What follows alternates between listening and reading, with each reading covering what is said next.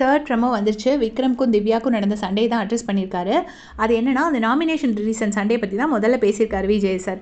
என்ன கேட்குறாருன்னா, நாமினேஷனில் திவ்யா பற்றி அந்த மாதிரி வார்த்தைகள் பயன்படுத்த வேண்டிய அவசியம் என்ன வந்துச்சு விக்ரம் அப்படின்னு சொல்லிட்டு கேட்குறாரு. விக்ரமை பற்றி அவர் எதுவுமே கேட்க மாட்டேங்கிறாருன்னு ஒரு விமர்சனம் எழுந்தனால இந்த வாரம் கேட்டிருக்காரு.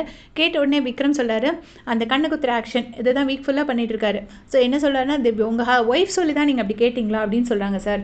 அதுக்கப்புறம் என்னன்னா, நான் என்ன பண்ணாலும் நடிக்கிறேன்னு சொல்கிறாங்க, அப்போ அவங்க நடிக்கிறாங்களா அப்படின்னு சொல்லிட்டு விக்ரம் சொல்கிறாரு. அதுக்கு திவ்யா என்ன சொல்கிறாங்கன்னா, இவர் ஒரு கம்ப்ளைண்ட்டை கொண்டுட்டு வருவார், இவர் வச்ச கம்ப்ளைண்ட்டை நான் அப்படியே ஏற்றுக்கணும், அதுக்கு நான் மறுக்கருத்து வச்சா அது தப்பு, அது எப்படி சார் அப்படின்னு சொல்லிட்டு திவ்யா கேட்குறாங்க. அது கரெக்ட் தானே? இவர் சொல்கிற கம்ப்ளைண்ட்டை எதுக்கு திவ்யா ஏற்றுக்கணும்னு அவசியம்? இவர் ஏற்றுப்பாரா முதல்ல? ஃபர்ஸ்ட் ஆஃப் ஆல் அவர் இதை சொன்னால் எல்லாருமே என்கிட்ட என்ன சொல்கிறீங்கன்னா, திவ்யா ஏற்றுக்க மாட்டேங்க, 100% திவ்யா ஏற்றுக்க மாட்டாங்க, ஆனால் விக்ரமும் ஏற்றுக்க மாட்டாங்கங்கிறது தான் என்னோட பாயிண்ட். விக்ரம் சொல்கிறாரு, ஒரு கருத்து சொன்னாலும் ஏற்றுக்க மாட்டாங்க, உண்மையை சொன்னாலும் ஏற்றுக்க மாட்டாங்க, எதையுமே ஏற்றுக்க மாட்டாங்க அப்படின்னு சொல்லிட்டு இவர் சொல்கிறார். இவர் சொல்லி திவ்யாவை திருத்தி இவர் என்ன பண்ண போகிறாருங்கிறது தான் எனக்கு அப்போ இருந்தே ஒரு கொஸ்டின் இருக்குது. எப்போவுமே இப்படியே தான் சொல்லிட்டு இருக்காரு. திவ்யா என்ன சொல்கிறாங்கன்னா, நான் நியாயமாக இருந்தாலும் தப்பு, அமைதியாக இருந்தாலும் தப்பு, அப்போ நான் கத்திட்டே தான் இருக்கணுமா சார் அப்படின்னு சொல்லிட்டு திவ்யா கேட்குறாங்க. அதுக்கு இப்போ விஜய் என்ன கேட்குறாருன்னா, சரி ஒரு தப்பு பண்ணிட்டீங்க, நீங்கள் ஃபீல் பண்ணீங்கல்ல, அப்போ எதுக்கு இன்னொரு தப்பு பண்ணுறீங்க அப்படின்னு சொல்லிட்டு விஜய் கேட்குறாரு. அதாவது ஃபஸ்ட்டு இமோஷனலாக ஒவ்வொன்று கத்திட்டு அடிக்க போகிற மாதிரி போயிருப்பார்ல, அதுவே தப்புன்னு ஃபீல் பண்ணிங்கன்னா நாமினேஷன் அப்போ எதுக்கு இன்னும் தப்பான வார்த்தைகள் பயன்படுத்துனீங்க அப்படிங்கிற மாதிரி கேட்குறாரு.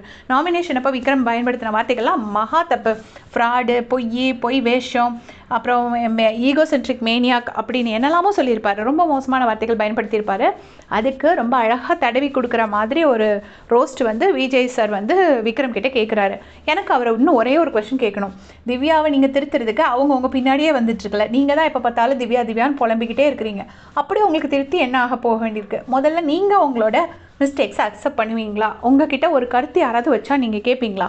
திவ்யாவோட அப்பா ஒரு பெரிய மனுஷன் சொல்லும் போதே நீங்கள் கேட்கல, உங்கள் ஒய்ஃப் அவ்வளோ அன்பாக சொன்னாங்க, அதை நீங்கள் கேட்கல, உங்கள் அப்பா சொல்கிறாங்க, நீங்கள் அதை கேட்கல, வேறு ஏதாச்சும் கண்டஸ்டன்ட் சொன்னால் நீங்கள் அதை கேட்க மாட்டீங்க.